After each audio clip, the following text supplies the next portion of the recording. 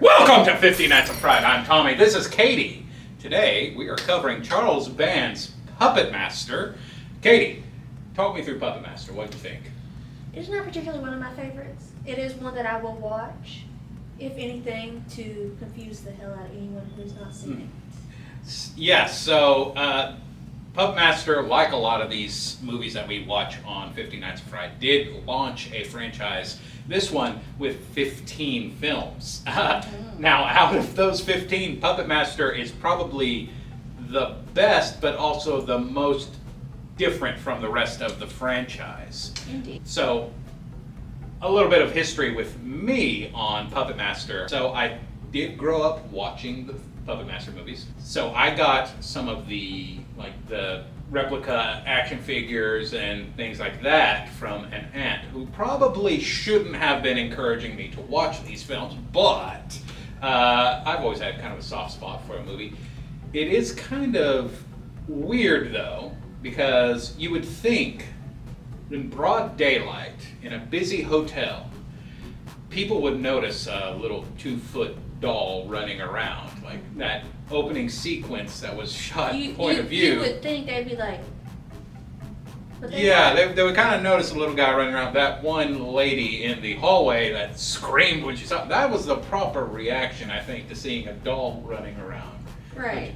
Had you seen any of the Puppet Master films before, or? Yes. Like you, I grew up with the Puppet Master. Mm-hmm. I originally actually had a doll very strikingly similar, minus the hook, of course, but strikingly similar to the one that we see in the opening sequence. Okay, yeah. Blade? Yeah. Yes. I had one for a very long time. I no longer have it, unfortunately. But while it is not one of my favorites, it is a really good movie. I think I have to say one of my favorite scenes, though, is when they turn on their Puppet Master. Spoilers. Oh. I think all of the puppets, except for 2, really have good, killing ability. Of course, Blade with his blade and hook. Pinhead with his massive hands. So, he gets ragdolled. Like, someone can just kick him because... I actually confused Christian last night because it was his first time watching it, ever. And he's like, what is that thing? I was like, how dare you? You're insulting Bob.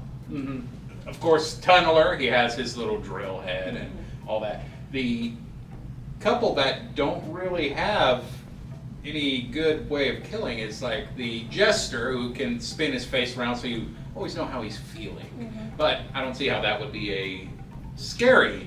I think that's more of an opt or a prompt to the theatrics that they used back when the movie first came out. Like the little spin and just like the... Yeah. Or the... And then, of course, Leech Woman, which killing someone with leeches is a very inefficient use of time. I'm pretty sure it would take either a whole lot of leeches to kill that guy, or a long time. And where did they come from, anyway?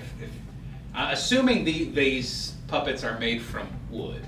I always assumed that it was the magic that manifests them into life.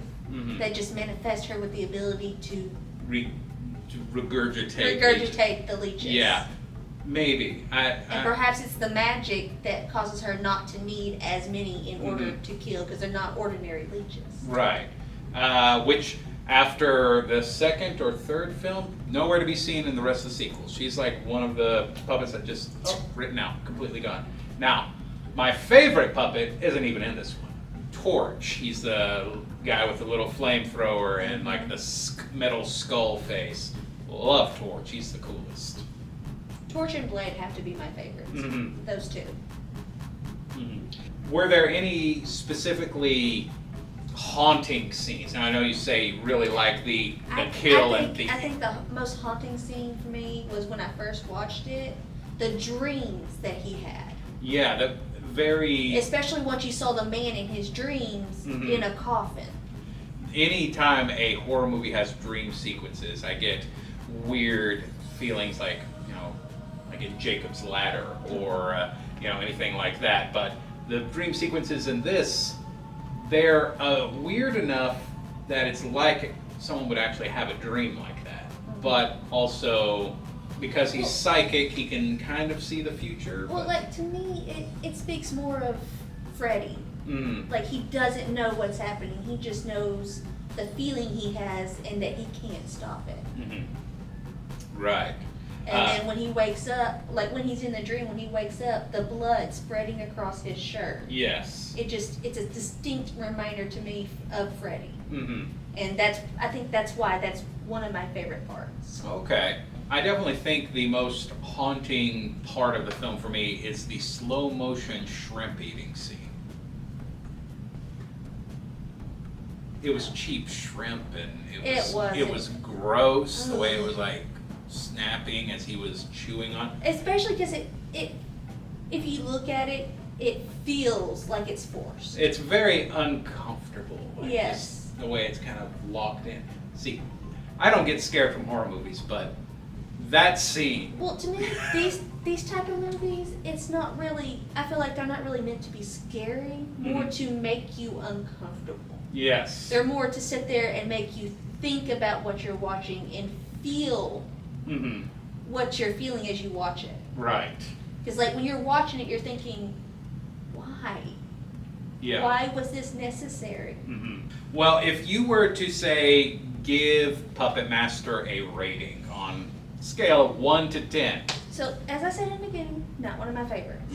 However, I do feel it does. Considering it has such a long run, it did its justice. It has its runtime. Solid 8.5. 8.5. Okay, not too many half points on here, but okay, No. 8.5, pretty good. So you would say that it kind of belongs on this list. Kind of. Like I can see its potential, but like I said, not one of my favorites. So I'm a little biased. Okay. So it could be a 9. I just feel like some of it's a little bit too forced, which drops it down to that 8.5. I gotcha. That was Puppet Master. Thank you so much for joining us once again on 50 Nights of Fright. Be sure to like, subscribe, comment below. Tell us your favorite horror movie. Tell us your favorite puppet. And be sure to tune in tomorrow where we are discussing Stephen King's It.